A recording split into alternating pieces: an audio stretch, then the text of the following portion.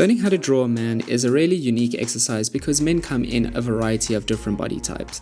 So drawing of a man can be done in various ways because of these different body types. With a male figure, we see that men can shift from more lean physiques to more heavy physiques.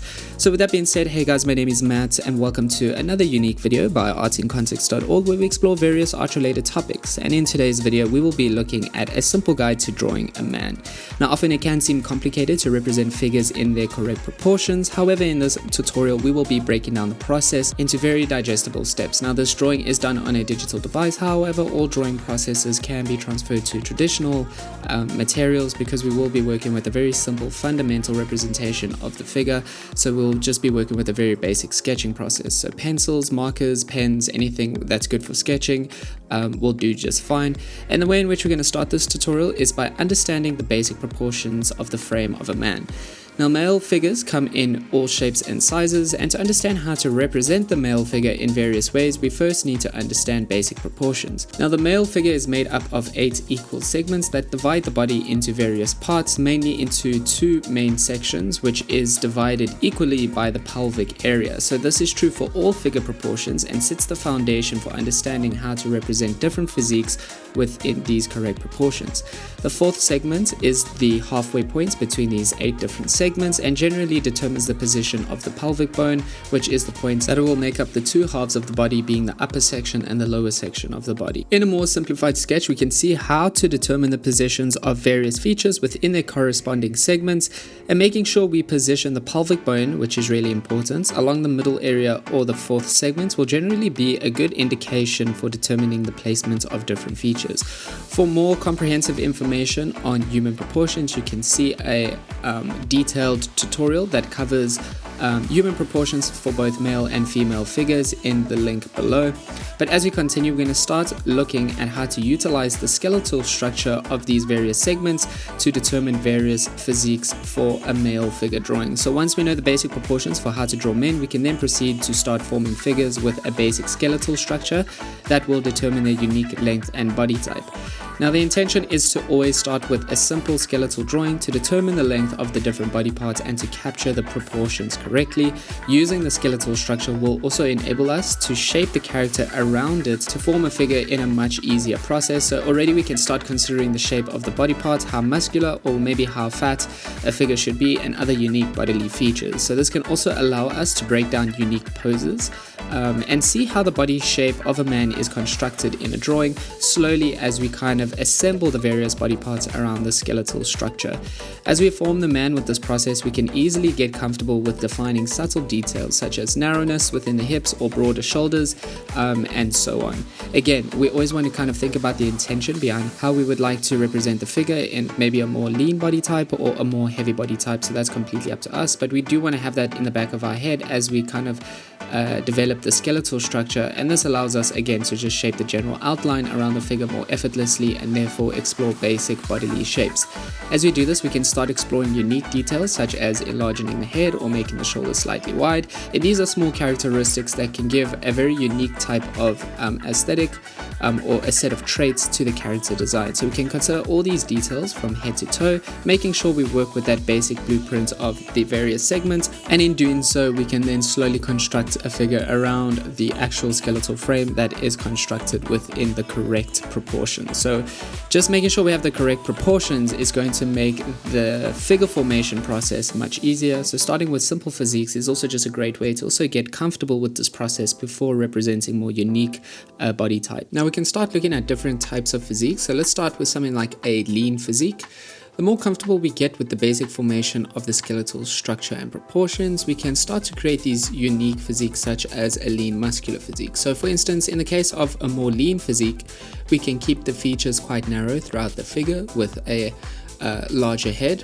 So the idea is that we also want to kind of anatomically understand what type of muscle groups we are working with, so we can define the muscles more distinctly But the idea is to keep these various features slightly more narrow to suggest a leaner type of body.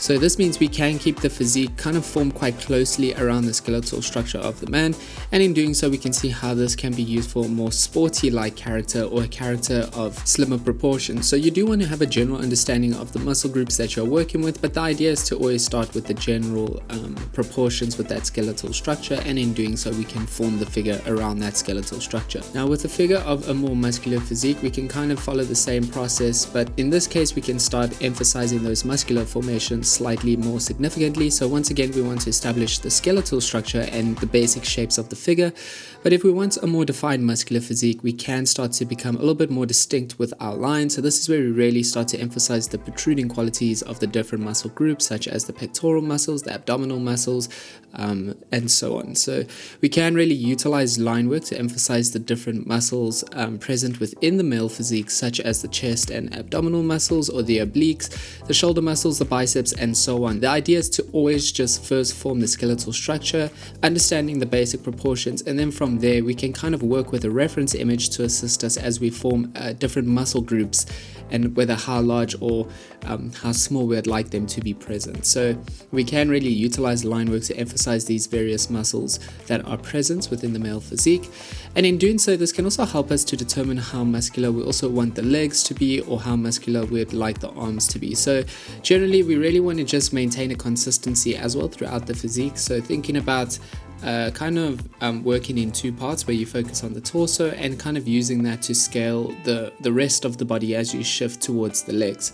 Slowly we can build up shading and tonal values to emphasize these features of the physique of a more classical muscular man. Now in the case of larger men who are generally more heavy, we follow the same formation process as before of the basic shapes and skeletal structures. So however, this time we can also start to think about a little bit more of a rounding within the actual belly or torso of the figure, and in doing so we can start to consider concepts like how if the belly is slightly heavier, it will hang slightly due to gravity's effect on the body. So we want to maintain this quality throughout all the features to have a consistency within the physique. So if we are adding a roundedness to the belly, we can start maybe making the arms and the actual leg features slightly more rounded as well, just providing more volume to these various areas to maintain that consistency within the figure.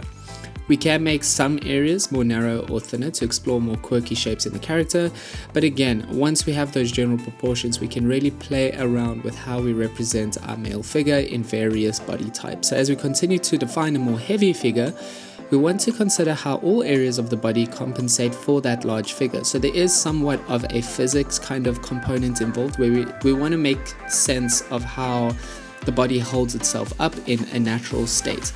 So what is meant by this is that the legs should make sense in proportion and how they are large enough to stabilize the body. In this case, we can make the legs slightly rounded as well.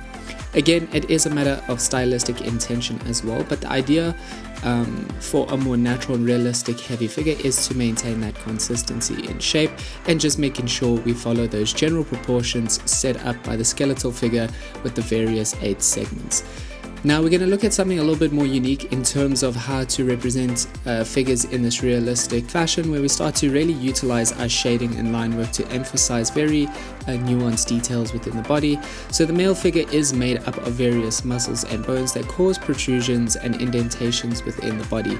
We want to know how the muscles and bones create these defined structures within the body and cause shadow formation. So as we get more comfortable with proportion and frame, we can start becoming slightly more intentional with the anatomy and how shadows form along the surface area of the skin. Again, it's a really good idea to consider looking at some diagrammatical drawings of male figure bodies just to understand some of the muscle groups and bone groups and how this affects these protrusions and indentations within the body. Again, the intention is also to always start simple with line work, which determines the placement of the shadows along the physique. And this is where our awareness of rounded quality and more geometric qualities caused between bones and muscles can have different shadow formations or effects beneath the surface area of the skin. So we really want to kind of pay attention to how muscles will cause different protrusions to that of bones, and therefore by nature kind of creates harsher or more subtle shadow formation. So we also just want to think about how muscles are more rounded with those subtle protrusions, whereas bones create more harsh geometric protrusions within the body. body. Otherwise, it's simply a matter of taking our time as we slowly build up these shadow formations through tonal variations, always working away from lighter to darker tonal variations. Conceptually, we can apply this to various body types, really thinking about how much fat density, muscle density, or lack thereof, both might be present within a figure or their very unique physique. But again, it's always a matter of understanding the segmentations within the body, understanding the proportions, building up the figure in their skeletal form, and slowly forming the figure around that skeletal form in their correct proportions. And then we can get into those nuanced details where we represent very unique shadow formations in the body with some line work and shading. So as we become more comfortable with the male figure proportions, we can become more specific with how we define the features within shadow formations. And most importantly, it's simply a matter of taking your time with basic line formation to determine the placement of shadows. From there, you can build up through layers, once again, of tonal values, always working from lighter to darker. But otherwise, guys, that is the general process of how to approach a drawing of a male figure or a man. Again, men's body types come in various different shapes, so it is important to understand these basic things. Some key things to remember: first, understand the fundamentals of proportion. From there, it's a matter of building up the figure around the frame, so establishing that skeletal frame. We can then work with layers as we construct the figure, always making sure we refine as we go, exploring different physiques around that skeletal frame. And then lastly, always thinking about a light source in terms of integrating shading and building up your shading and more unique details, finer details, more realistic details through tonal variations, always working your way from lighter to darker tonal values.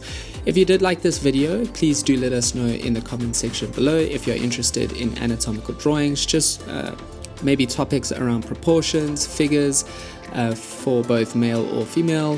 Whatever you like, let us know and we will get back to you. And you can show your support by liking and subscribing. This helps us to grow the channel, which ultimately enables us to make more art related content for you guys, which we love to do. But otherwise, thanks again for tuning into this very basic and simple video on how to approach a drawing of a male figure, and we will see you in the next one. Until then, cheers.